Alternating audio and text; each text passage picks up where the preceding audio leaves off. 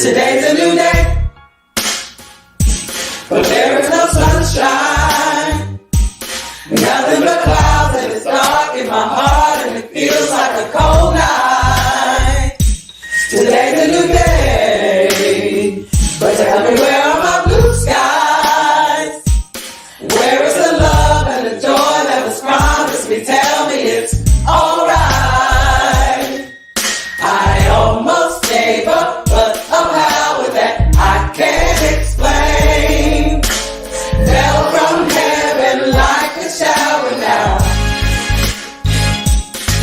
I smile, even though it hurts, see, I smile. I know God is working, so I smile. Even though I've been here for a while, I smile. It's so hard to look up when you've been down. I sure hate to see you give up now. You look so much better when you smile. Smile for me. Can you just smile for me? Smile for me. Can you just smile for me? But all the people say, Oh, you look so much better when you. You look so much better when you. You look so much better when you. You look so much better when you. You look so much better when you. You look so much better when you. You look so much better when you. You look so much better when you smile. I almost gave up, but a power that I can't explain fell from heaven like a shower now. Right now, I smile, even though I hurt, see, I smile. I know God is working, so I smile. Even though I've been here for a while, I smile. It's so hard to look up when you've been down. I sure would hate to see you give up now. You look so much better when you smile. So smile. You look so much better when you. You look so much better when you. You look so much better when you. You look so much better when you. You look so much better when you. You look so much better when you. You look so much better when you. You look so much better when you smile.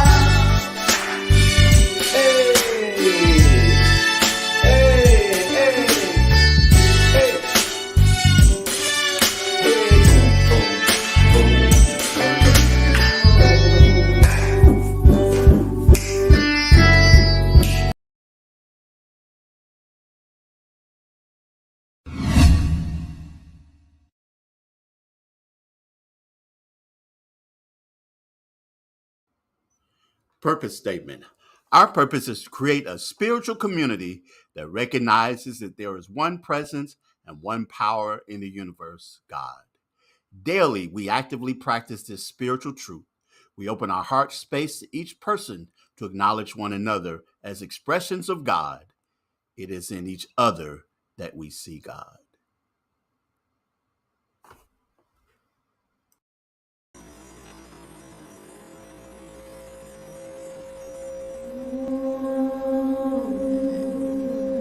May our hearts be open.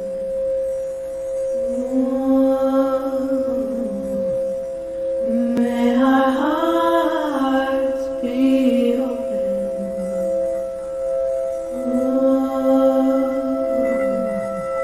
May our hearts be open.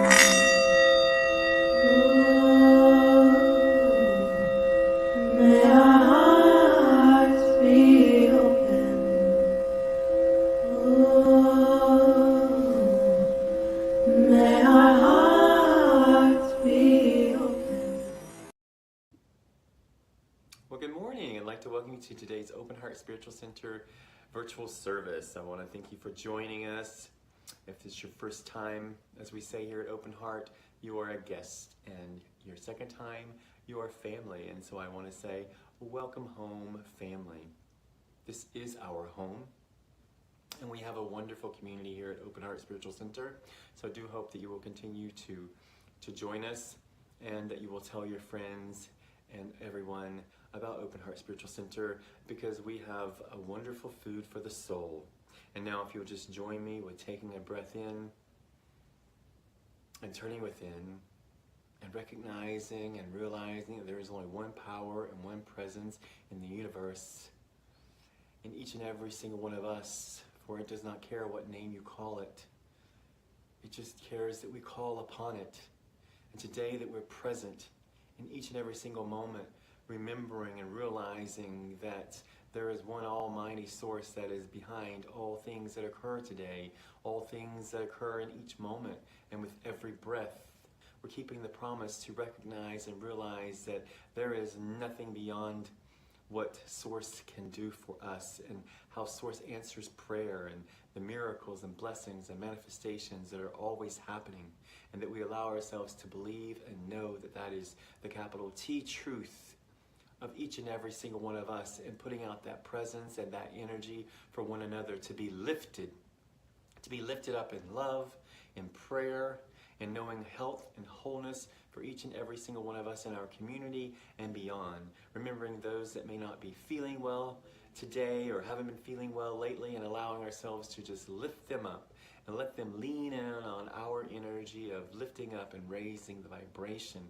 And I give thanks to be in this service today. I give thanks for the music and for the affirmative reading and for the message and the messenger, and knowing that each and every single part of this day is touching our hearts. It touches our hearts in that special way that we allow ourselves to remember and be reminded in each moment that we are all connected and we are all one.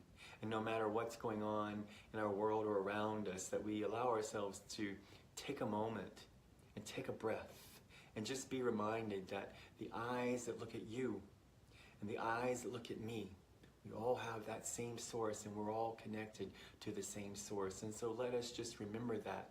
And as we go through this day, taking it in and allow ourselves to just let it go, and knowing that this service is already done in the mind of God. And so it is.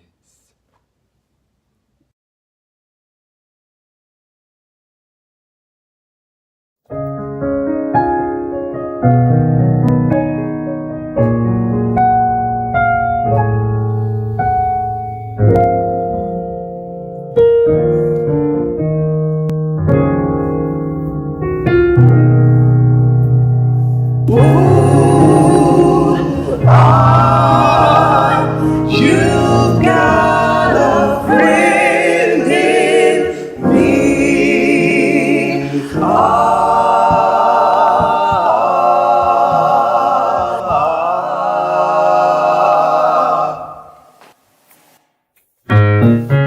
Thank you for being a friend. Travel down the road and back again.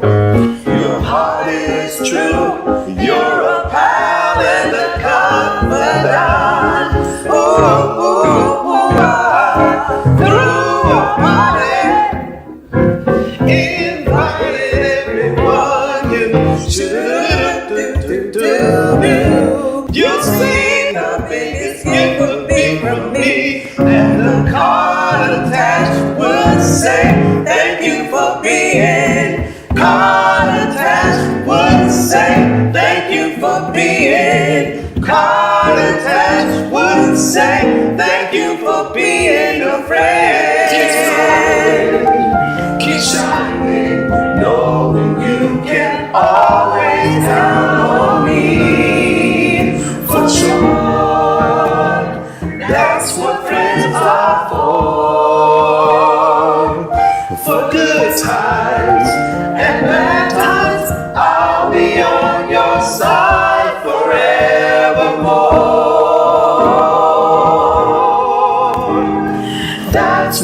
it's all for. Ooh, ah, you got a friend in me.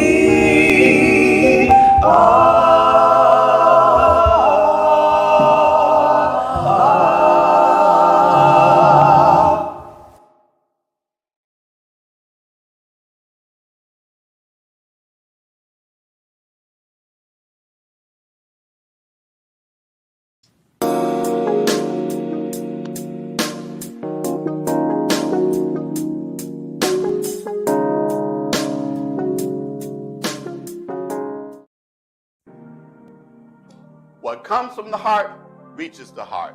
Good morning and welcome to our Heartstream for this Sunday, August the 11th. I'm so glad that you have joined us for this morning's Heartstream. A few things I'd like to talk about today. First off, I want to say congratulations to two people that are part of our Open Heart family. First, to Ashley Bowles, who received her PhD from the University of Memphis on yesterday. She is celebrating that, and we're celebrating with Ashley. And second, Latera Allen, daughter of Britannia Allen, who graduated from the University of Florida on yesterday. And we want to commend both of them on these achievements, these milestones in their lives. We're very, very proud of them. Second, I'd like to also congratulate Emma Crystal, who first was made the cut. She is now officially a Grizz Granny.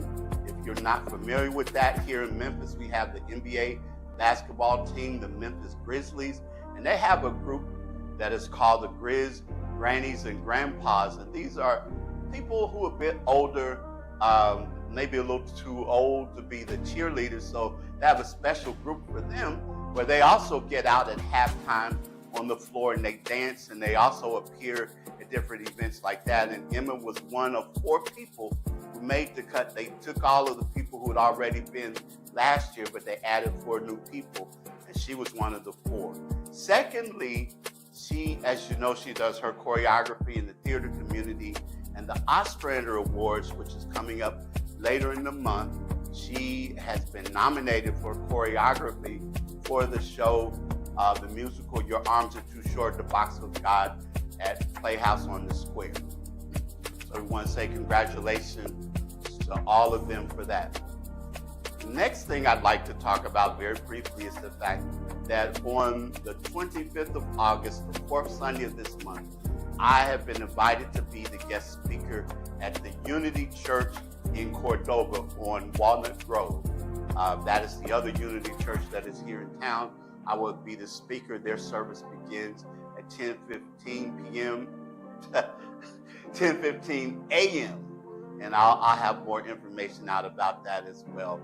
I invite you to come out, and then the following Sunday, which is the first Sunday in September the 1st, I will again be the guest speaker at the Unity Church, the Christianity Memphis, which is in Whitehaven on McCorkle Road. So some opportunities. I know people talk about us getting together, but these are opportunities to come out, me to speak, for you to fellowship with your open heart friends to come, because there are some that do show up, and I'm always appreciative of you. And also the opportunity to make new friends, both of those congregations, because I know both of them always welcome visitors. They always welcome you when you come. So a lot happening as we move through the end of this month. Not rushing it, because we're in the second week, and know there are things that are happening though. But as always, I'm thankful for you joining us for this Heartstream. Please continue your financial support. Please continue getting the word out to your friends, family, and loved ones, and even those people who may not be on your favorites list. Let them know too about Open Heart. And as always, I greet you, I bless you, I see God in you. Our affirmation for the month of August, our dance with divinity. As I dance with the divine, I move through my challenges and difficulties with grace and ease. I hear the music of life in my heart and feel the complete joy and bliss of saying yes to the divine, yes to my own sacred dance, and yes to life. Amen, Ashe, and so it is.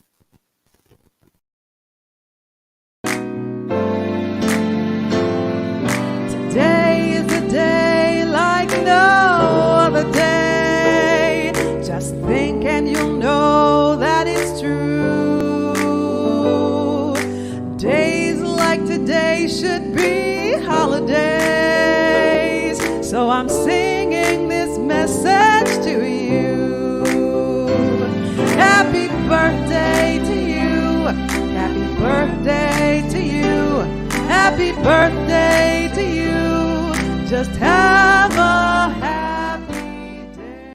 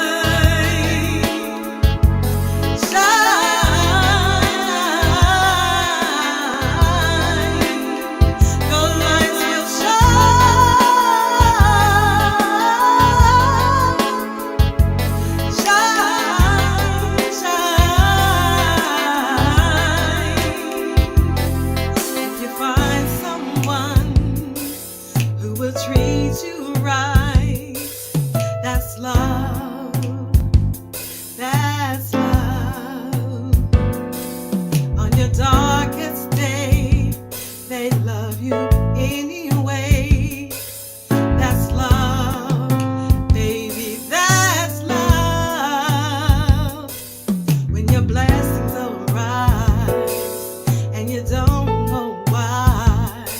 That's love.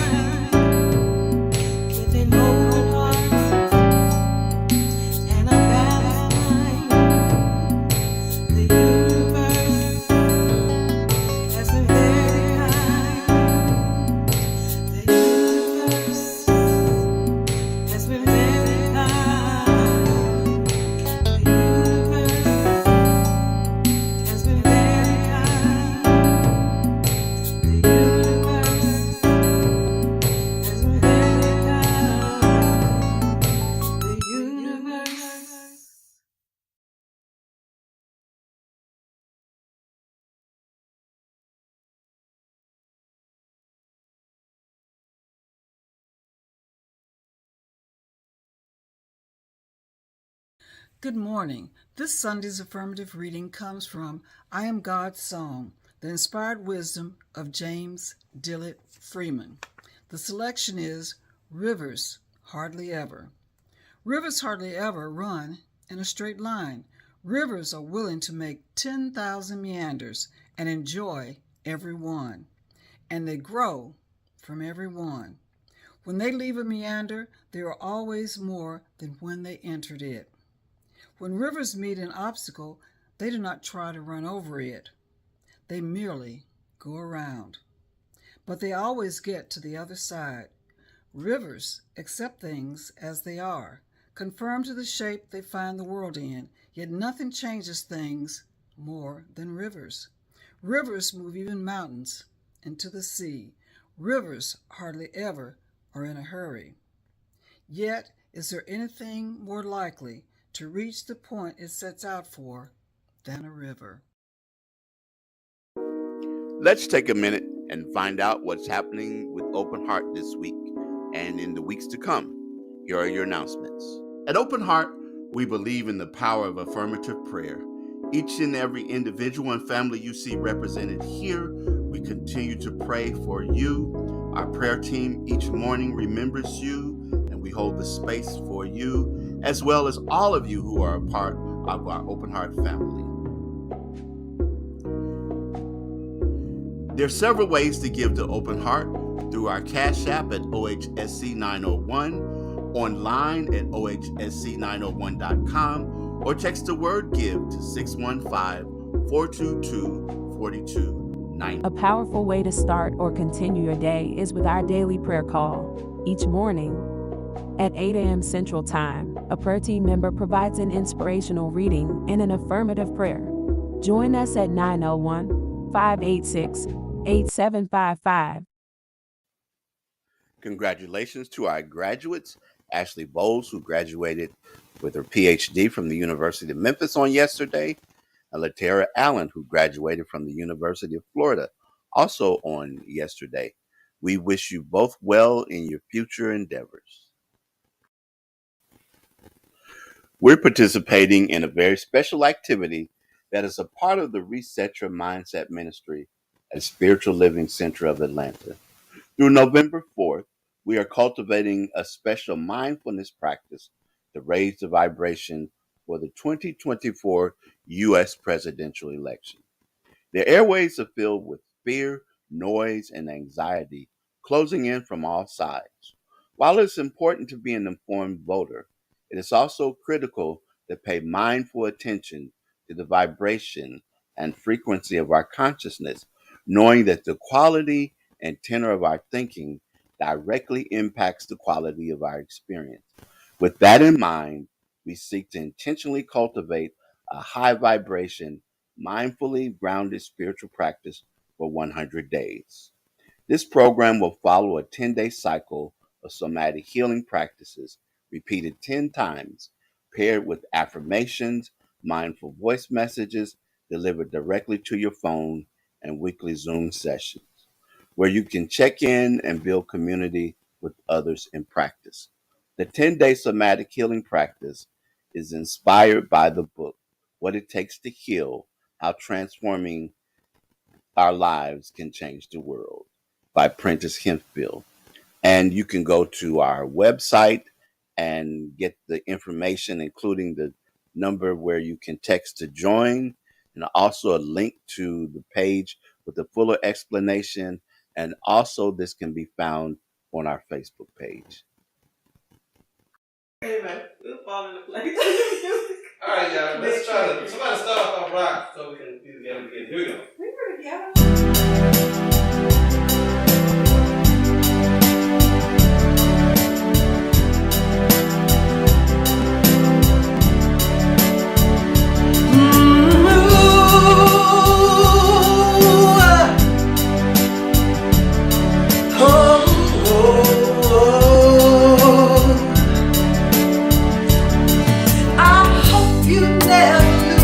Sense of wonder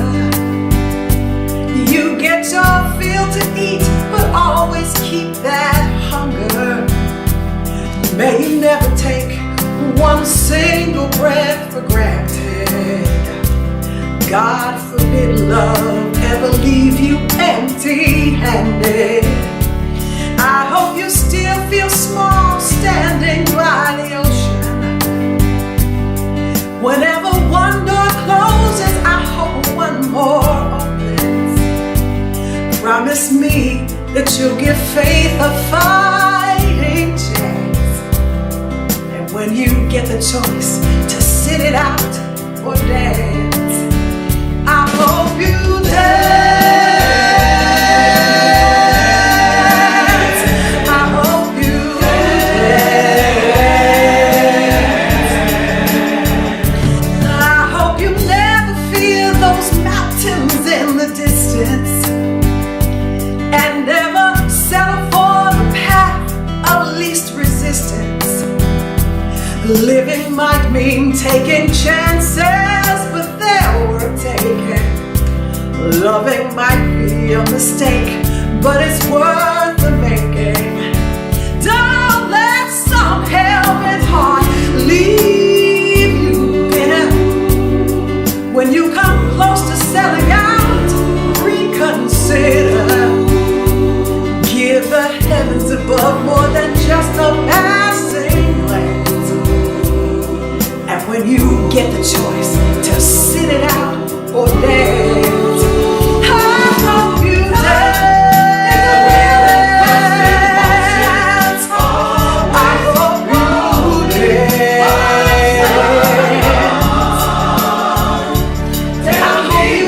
you dance. I hope you dance.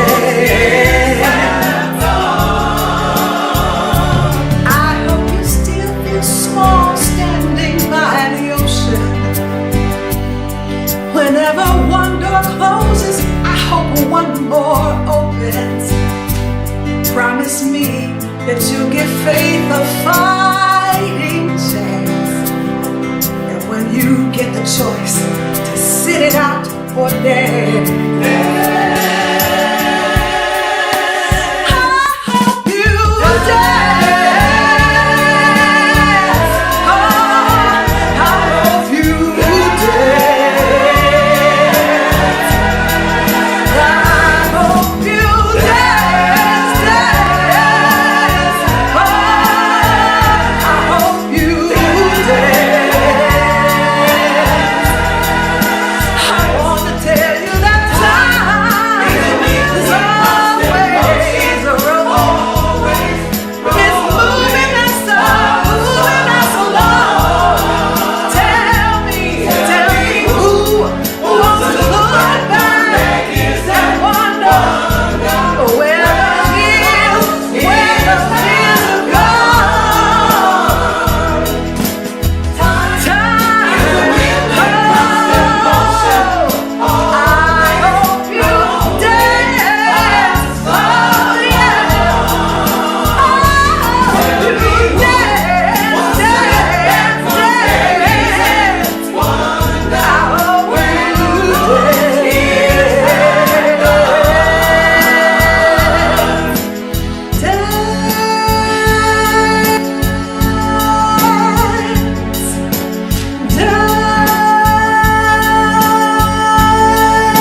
dance, just dance.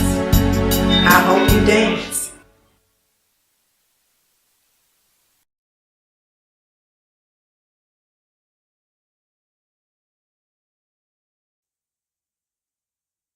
I'm married to a dancer. As many of you know, my wife, Emma, is a dancer. She's an extraordinary dancer. She just recently got accepted as one of the Grizz Grannies, which is the older version of the Grizz Girls for the NBA basketball team here, the Memphis Grizzlies. And also her choreography. She's recognized as a choreographer around town. As a matter of fact, she was just recently nominated for the Ostrander Awards, which is local theater community's version of the Tony Awards, but she got that nomination for her work with Your Arms Are Too Short to Box with God. But ultimately, she just loves to dance. I think if she could, she would dance every day, and she dances all the time, and it's a part of what she does. Me, not so much. I mean, I can think about the time when she and I did go dancing somewhere, and I posted on Facebook the fact that we were out dancing. And the next day I ran into a friend of mine, and she said, well, I saw that you and Emma were out dancing, and I know that was all Emma. I said, you don't know. You don't know. It could have been me that. She said, no, it was, I know Emma had to drag you out the house to go dancing. I know it was all Emma. And she was right. But there are times I've gotten better about that. But, I know for me, dancing is not the same as it is for her. She can dance at a moment's notice on whatever kind of music, do all kinds of dancing. But for me, it's a different story. And I'll tell you why. I know where it all stems from. 7th grade. That's right, 7th grade. In the 7th grade, I remember we were having an after-school dance. And there was a girl named Cheryl. I thought Cheryl was so pretty. Cheryl actually was an older woman because she was in the 8th grade. I was in the 7th grade. But I asked her to go to the dance. And to my surprise and excitement, she said yes. And I can remember getting to the dance that afternoon. And as we got there, I realized that there was a problem. I didn't know how to dance. I mean, my sister was the dancer in our family. She knew all the latest dances and was able to dance. Me, on the other hand, not so much. So as we got to the dance, I sort of made my way over to the side and watched the other people out on the dance floor. After a while, Cheryl came over to me and said, now, I know you didn't bring me to this dance and you're not going to dance with me. And before I could say another word, she had grabbed me and pulled me out into the dance floor. And she started dancing. And I stood there like a deer in headlights because I really didn't honestly know what to do. And I tried, but, I just felt like a fish out of water. And then they put on a slow song. And as they put on the slow song, she came in close to me and started to try to slow dance. And I froze. And it was at that moment that I felt like I could hear people laughing and pointing at me. And I looked and I saw a few people were laughing and pointing at me. And so I just walked off the dance floor. And it was a while before I would even go to a place where I could dance because I just had this sort of self-consciousness about dancing. And I've gotten better. And over the years, I've been able to do that. And since being with Emma, now I'm even better with it. But still, sometimes those old thoughts and feelings come up. And you might be thinking, so what does this have to do with our theme for this month? And our theme, if you remember, is dancing with the divine. Our dance with the divinity, our dance with divinity. And an important part of dancing with divinity is about surrendering and letting go. Letting go of the negative feelings and letting go of negative emotions. What happens is that the thoughts that we have are birthed from those negative feelings, experiences, and emotions. We go, I can't. People are looking at me. People are talking about me. People are making fun of me. People are saying, who does he think he is? All of those negative emotions and thoughts that come up, those experiences when people do laugh at us, when people do make fun of us. We go through a gamut of emotions and thoughts that arise, and oftentimes they paralyze us or they limit us. It freezes us and has us standing there in the middle of the dance floor of life, unable to move, unable to get to the next level, unable to be and to participate in our best yet to be whatever it is that we wish to be. All of those things happen. We freeze in that. And over the years, I know I've struggled with that, and I don't think that I'm the only one. But I've discovered that there are several steps when it comes to surrendering those negative feelings, emotions, and experiences, and just being able to let them go. The first step is we must recognize them and simply let them be without judgment. We recognize them and we let them be without judgment. That we're not saying to ourselves, I shouldn't be feeling this way, or this is a stupid feeling, this is a stupid way to be, or I shouldn't have these kinds of feelings or emotions. None of that. We just simply let them be. If you think about it, if you are an experienced meditator, you know one of the things that happens in meditation, oftentimes people think, well, I meditate, I'll clear my mind. But as you are meditating, you get all kinds of thoughts that begin coming through. And it's like just watching a bus pass or watching something. You just let them go without judgment. And that's the same way here.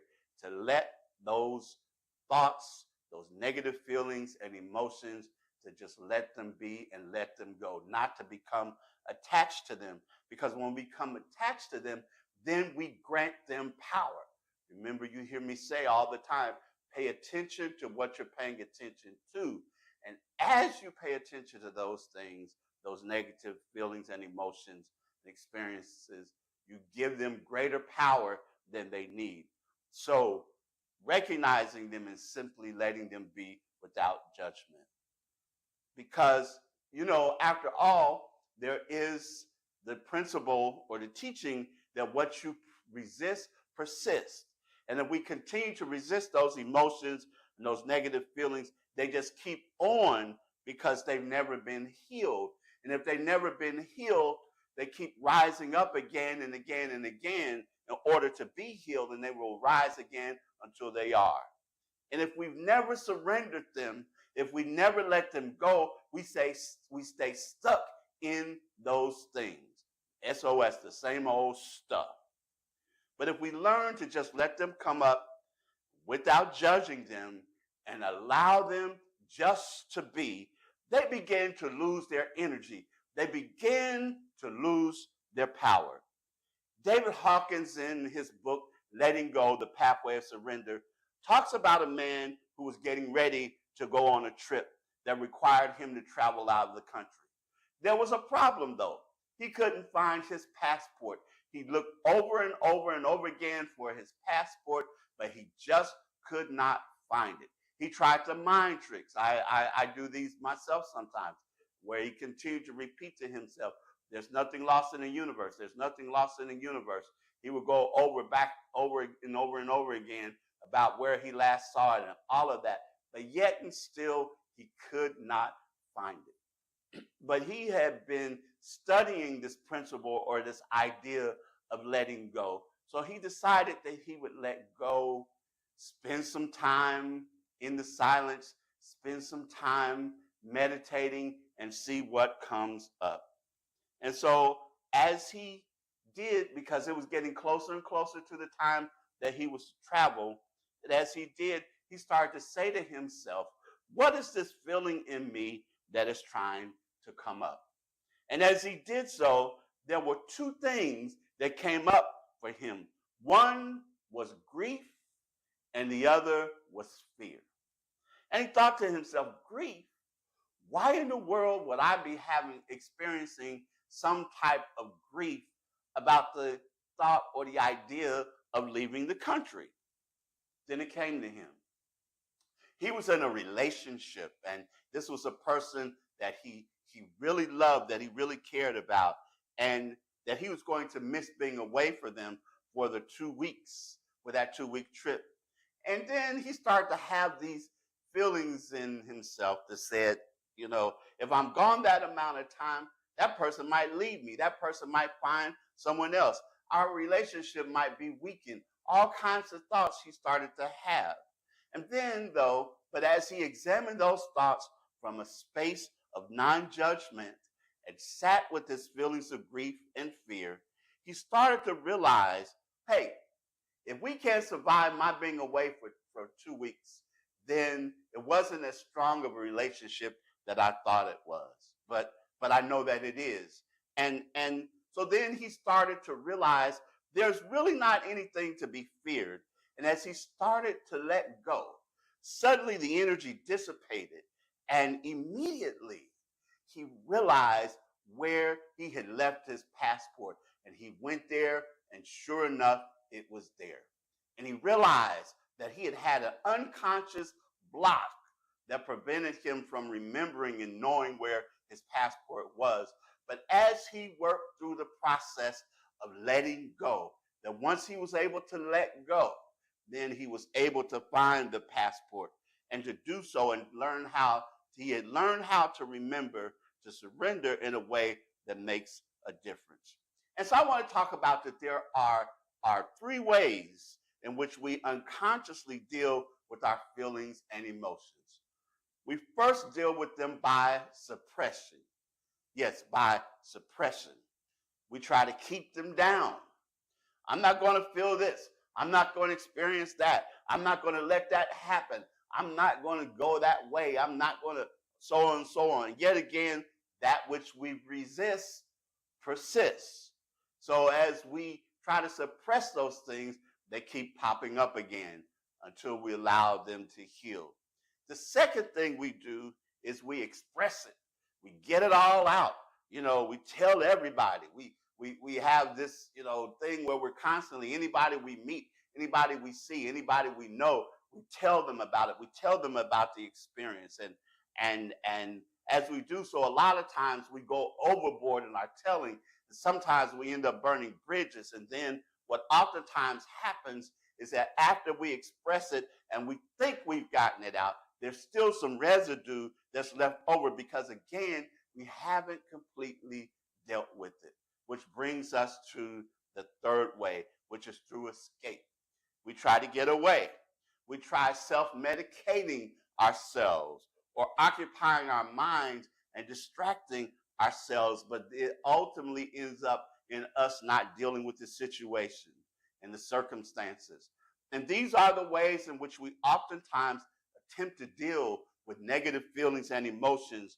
And so the thing we have to understand is to learn again just how to be with it. To be with it. Now, you might be looking at me and saying, yeah, that might work in the case of a passport, not being able to find a passport or finding something else. But what about the major things in life? What about those things that are indeed catastrophic or a crisis in my life or something else? What about that? How do I deal with that? What do we do about that? How does that work for me in those situations? Well, I'm so glad you asked. Here's where something that's almost paradoxical, when it is something major that is producing major feelings and emotions. Those three ways that I just mentioned a moment ago, that how we unconsciously deal with feelings, to suppress them, to express them, or escape them. When something major, something life-altering or catastrophic happens, we can consciously, that's right, the difference between unconsciously and consciously, we consciously use them to lessen whatever it is that we're experiencing. We can begin the process of letting go. A woman loses her job, and in the midst of losing her job, she feels a sense of overwhelm. She fears, I'm going to lose my house. I'm going to lose my status in the community. I'm going to lose so much more. I'm going to lose all of these things. Well, the first step that she needs to do is to put those things and those feelings in check, which is a kind of suppression, not denying them, but bringing balance to them, to put those things in check. Again, taking the power away from them. And then the second thing is finding some trusted people to talk about these feelings and things that she has with but here's the important thing, a like-minded community of people, some trusted people that are her partners in believing, that are with her and that are willing to walk this journey with her. And after she does that, which is that part is the expressing part, the third part, which is the escape part that comes in, where she decides, I'm going to entertain myself. I'm going to take a trip. I'm going to spend some time doing the stuff that I enjoy doing so that I move away from the power that I've been giving these issues and these thoughts, so that I then can begin dealing with them. And then rather than trying, and I think it's important to say this as well, rather than trying to let go of these things all at once, to let go of aspects of it, the little things, little by little, can start thinking things like, well, maybe I could surrender to the fact that I won't have the parking space in the garage that I used to have, which was convenient for me when I spent time in that part of town. I just go park in the garage. I won't have the relationship with the person at the front desk we used to enjoy the chatter and talking about things that had happened over the weekend or things that had happened on our favorite TV shows or talk about movies or whatever else. I won't have that same relationship anymore that I used to have. I won't have the interactions, good or bad, that I had with my coworkers. Um, and that's something that I'll miss. I won't have that. But start letting go in tiny increments. And what begins happening is the power of it lessens and lessens and lessens and lessens until we're able to finally let go and surrender. And to be in a place where we connect with our divine nature, where we dance with divinity. And you'll be thinking, but what about those things in my past? The way we deal with those things that happened to us in the past is that we put them in context.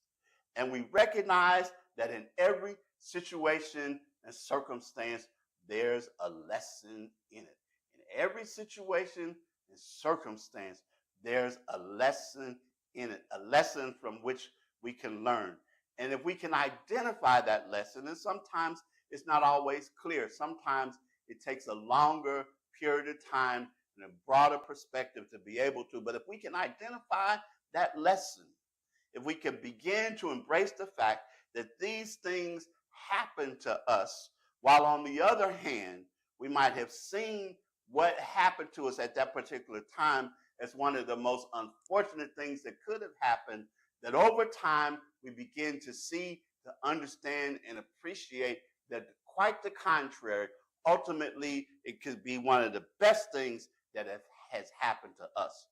Oftentimes, we wouldn't be where we are had it not been for those things. We learn to find the lesson and the message in those things, and it helps us to put our past into context. Ricky Byers sings the song, All Fades into God, and I love these words. In my pain, there inside my weakness is the seed of something greater in me. And the shame of not choosing higher, of all the disappointing moments, fade into God. And no mistakes have been made in God. All the ways that we seem to fail in God, all fade, all fade, all fade into God.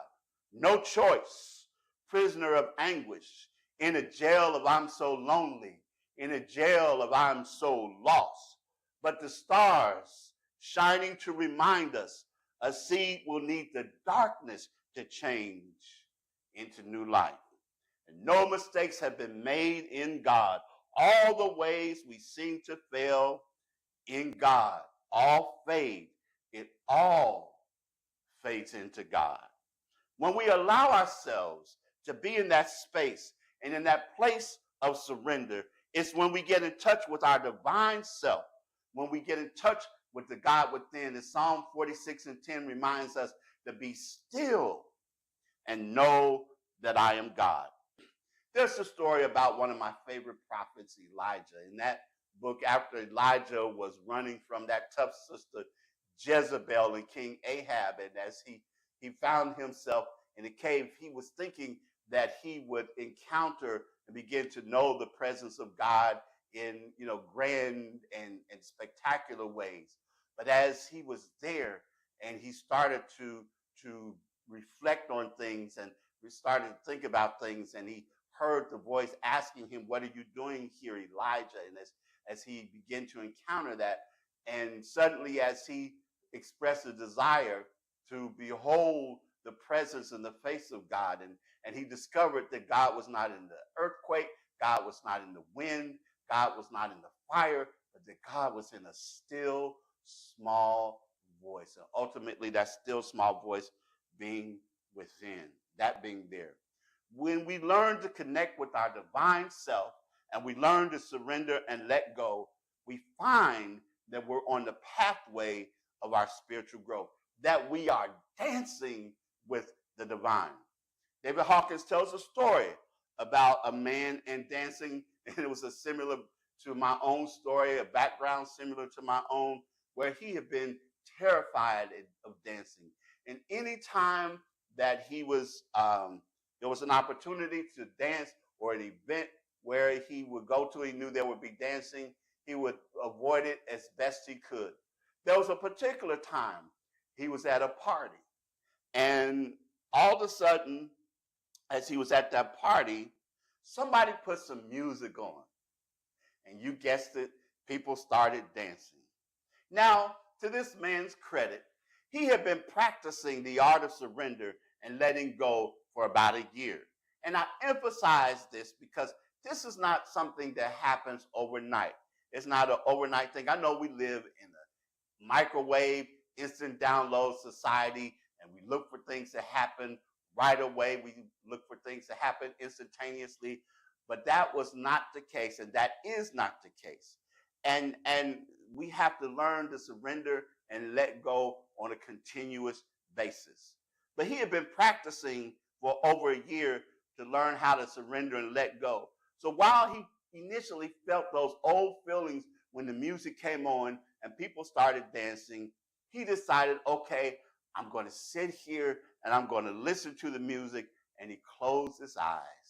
And as he closed his eyes, he suddenly heard a voice say, "You're not." It's the mystical side of Islam, and the whirling dervishes are the men that have the tall hats on and they have the long skirts, if you will, and they dance and they spin and they dance and they spin to music, and it gets faster and faster. But as they do it, they don't get dizzy, they don't get tired, they don't get disoriented, because they move into that space, that mystical space of being one with all that is, and they're connected with all that is. And he points out that in that moment with that man's same experience, that he had the same feeling, that he was one with the universe, that he was moving as it did. He was, as I'm talking about this divine dance, and as he was, that all happened because he had surrendered, because he had let go, because he had done the steps, because he had seen those things.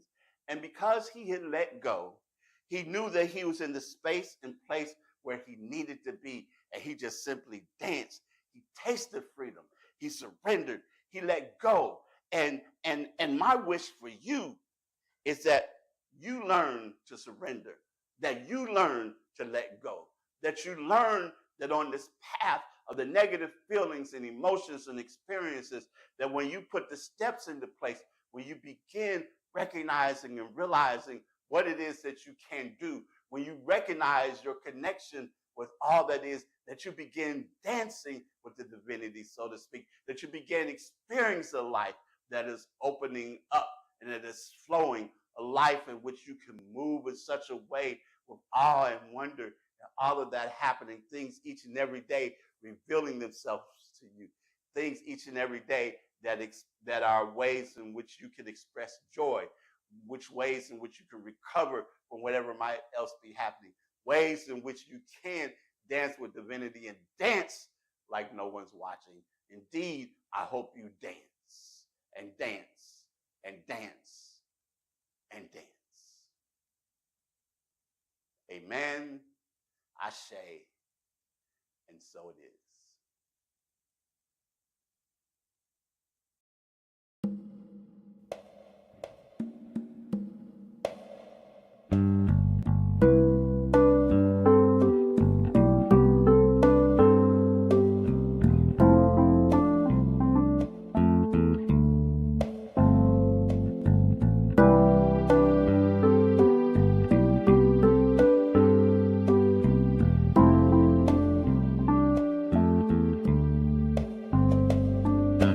Cast your intention into the void.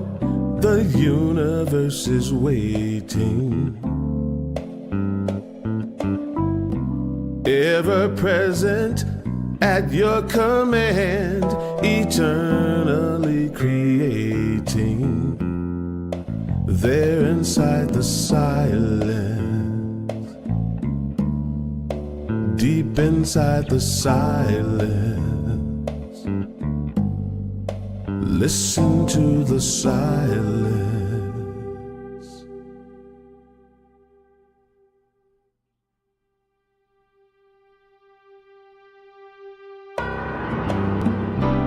Deep within your sacred place where unity and peace dwell. Unity and peace dwell. You can hear that still small voice say things only to you it will tell. Only in the silence,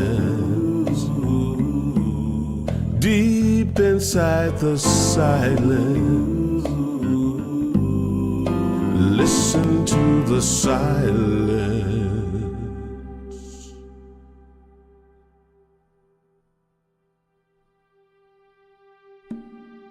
Never-ending joy, never-ending peace, never-ending life, never-ending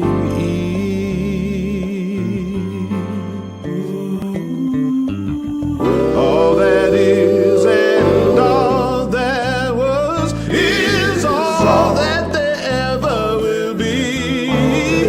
Oh, field of boundless possibilities, endlessly unfolding here inside the silence. Only in the silence,